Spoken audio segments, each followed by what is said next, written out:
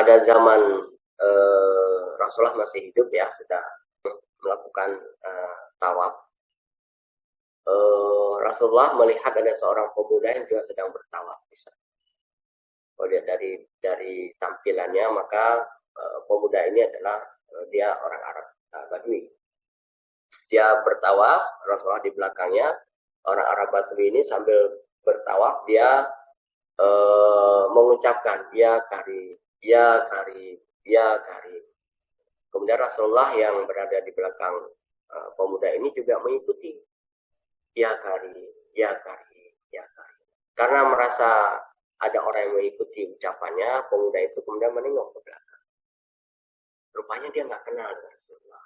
Dia memang belum pernah bertemu. Jadi setelah dia menengok, dia melanjutkan lagi tawafnya, mengucapkan hal yang sama, ya karim, ya karim, ya karim, sampai berlari kecil. Dan Rasulullah kembali mengikutinya. Karena Rasulullah kembali mengikutinya, kemudian sang pemuda ini berhenti, berhadapan dengan Rasulullah. Dia tidak kenal dengan Rasulullah. Kemudian dia berucap, wahai pemuda yang tampan dan gagah. Jadi gambar ya, orang yang tidak kenal Rasulullah, begitu ketemu Rasulullah, ucapannya adalah, wahai pemuda yang tampan dan gagah. Jadi memang Rasulullah sangat tampan dan gagah ya, posturnya. Kalau bukan karena ketampananmu, kata si pemuda ini, engkau telah mengejekku. Apa karena aku orang Arab Badui sehingga engkau memperonokku? Rasulullah tersinggung. Jika karena bukan ketampanan dan kegagahanmu, saat ini juga akan kau berlari kepada kekasihku Rasulullah SAW. Aku akan mengadukanmu kepadanya. Rasulullah mendengar itu kan merinding. Loh, aku di hadapannya. Tapi pemuda ini nggak kenal. Rasulullah sempat tercengang dan kemudian berkata, engkau tidak mengenal Rasulullah, nabimu. Kemudian pemuda Badui itu berkata, tidak, aku tidak pernah bertemu dengannya. Bagaimana engkau mengimaninya kalau engkau tidak pernah bertemu dengan Rasul, dengan Nabi? Sang pemuda ini ya dengan mantap dia menjawab, meskipun aku belum pernah bertemu Rasulullah, tapi aku meyakininya 100%. Meskipun aku belum pernah melihat wajah Rasulullah, tapi dia ada dalam hatiku. Dia menjadi suri teladan dalam kehidupanku, tempat aku mengadu, tempat aku memuja. Mendengar ini, air mata Rasulullah itu berlinang. Bukan hanya berlinang, air mata Rasulullah ini terus berlinang dan menangis. Sampai kemudian malaikat turun dari tangisannya. Karena mendengar tangisan Rasulullah. Ya Rasulullah, assalam, Tuhan menyampaikan salam kepada. Berhentilah menangis karena tangisanmu. Para malaikat-malaikat yang memegang arsy Allah lupa dengan bacaannya, sehingga arsy Allah bergoyang, bergetar. Jadi tangisan Rasulullah sampai terdengar itu karena tangisan Rasulullah ini para malaikat kaget. Bacaan para malaikat ketika memukul arsy itu jadi lupa. Satu dahsyatnya ya. Ada apa? Kenapa engkau menangis?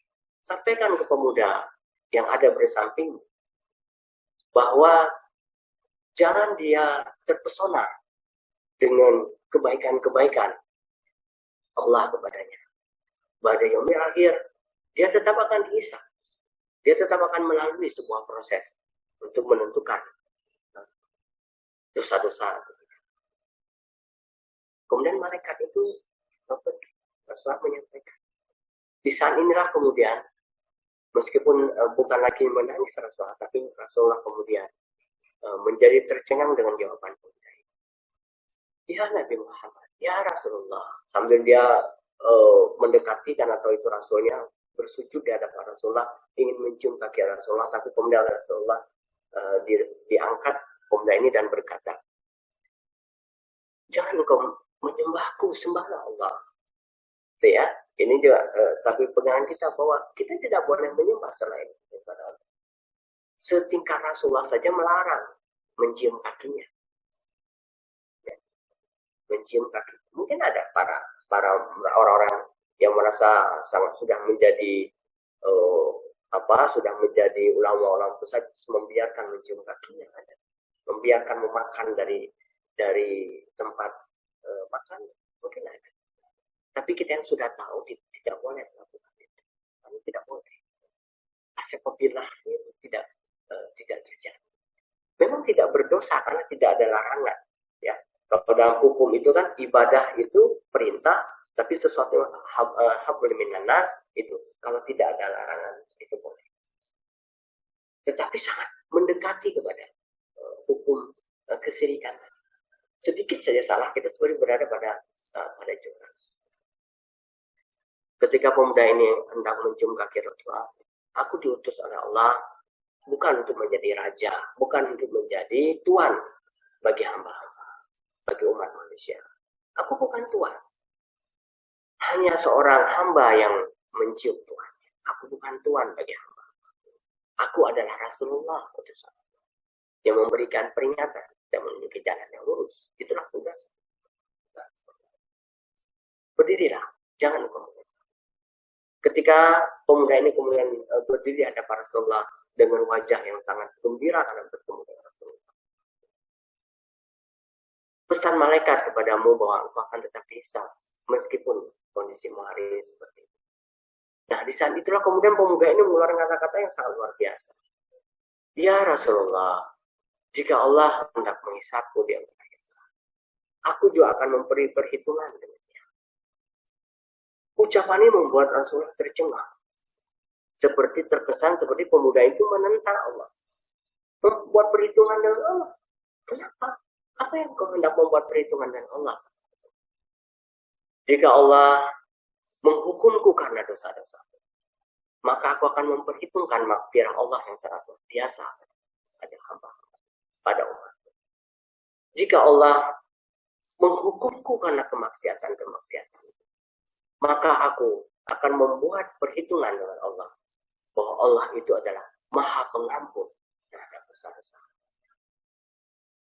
Rasulullah kemudian mengiyakan, betul yang kata.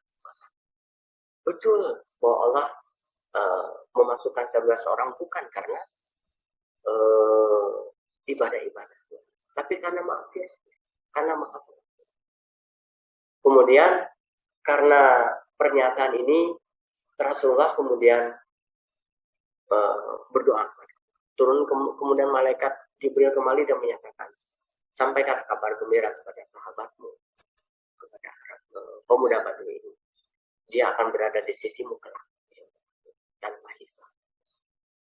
Jadi kisah ini menggambarkan bagaimana trustnya ya, keyakinan pemuda ini kepada ajaran Nabi Muhammad. Seperti yakinnya Abu Bakar pertama kali dapat wahyu ya. Apapun yang dikatakan Nabi Muhammad, buat Abu Bakar tidak pernah dipersoalkan.